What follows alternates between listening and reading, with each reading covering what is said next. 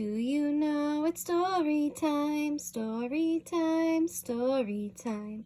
Do you know it's story time in our classroom today? The title of this story is Davy Sand Dollar, A Tale of a Spiny Animal by Suzanne Tate and illustrated by James Melvin. Davy Sand Dollar.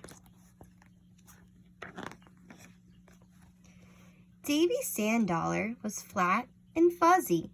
Tiny purple spines were all over his body. The fuzzy spines helped him in many ways. He used them to move along the sandy seabed where he lived. Davy could push the edge of his body into the sandy seabed. It helped him to feed on tiny plants and animals floating by in the water.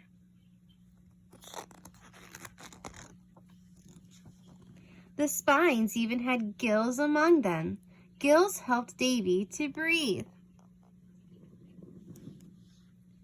Davy Sand Dollar lived in the seabed with many other sand dollars, mothers and fathers and brothers and sisters and cousins. Millions of sand dollars were crowded together.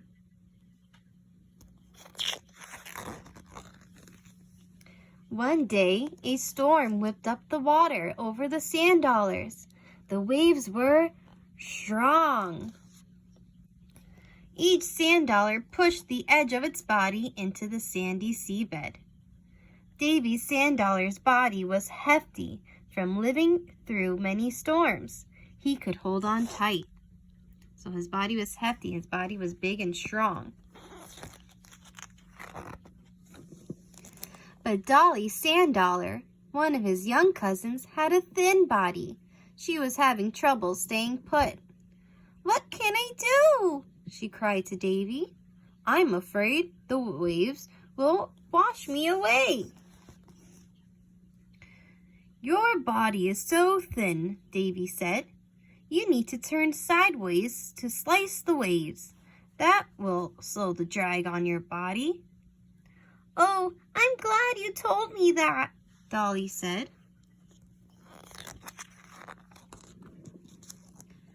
Dolly Sand Dollar did what Davy told her to do. She was able to stay safe in the seabed. She's standing up. The water quieted down at last. All the sand dollars wiggled their spines and lifted up their bodies. "That was quite a storm," Davy exclaimed. "Are you all right?" he asked Dolly.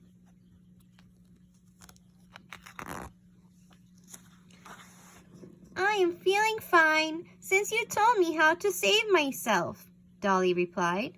"But that was scary." "Now we can look for food," Davy said.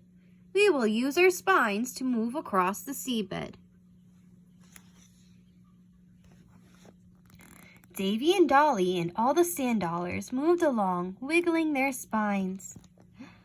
Crabby and Nabby saw them. "Here comes a crowd of sand dollars," Crabby said to Nabby.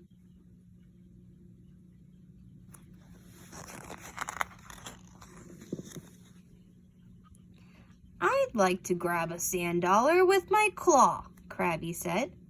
"Then I could nibble a quick bite." "You will have to hurry," Nabby said, "before the sand dollars see you."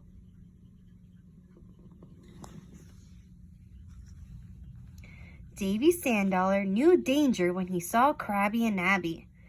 "I was grabbed by a crab one time," he told Dolly. "Quick, we all need to bury in the sand."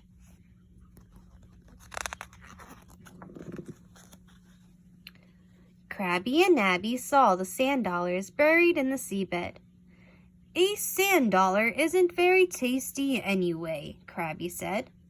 "Let's look for other food."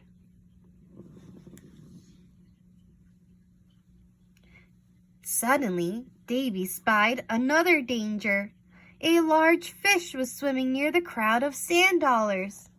The big fish was a sheep's head.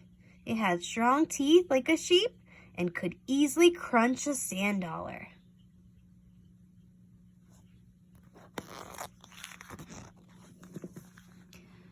Don't move, Davy said to all the sand dollars. We need to stay buried in the seabed. Maybe that big fish won't see us. We are safe again, Davy said happily. You are really smart, Dolly exclaimed.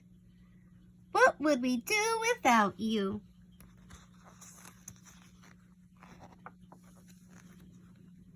One day, Dolly saw a white, bleached-out sand dollar lying on the sandy seabed. Dolly was puzzled. That looks like a sand dollar, but why doesn't it have spines? She asked Davy. Davy's sand dollar was patient. That's what helpful humans call a test. The skeleton of an old sand dollar. So that's the bones of an old sand dollar. It doesn't have spines because it is no longer living.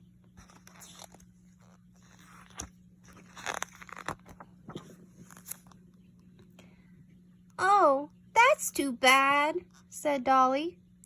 But it has a pretty flower petal on it. I wish I could have that on my body. You do have a petal, Davy said. It is right there under your spines. Helpful humans think the petal is pretty too. They collect the skeletons of sand dollars and leave the live ones alone. Now let's keep moving so another big fish won't find us, Davy said. We need to look for more food.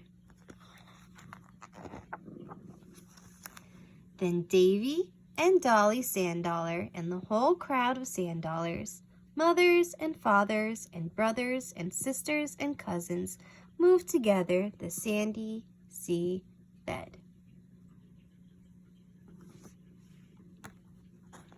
The end. Thank you for joining me, friends, for story time. Have a happy and safe day. Miss and love you all. Bye.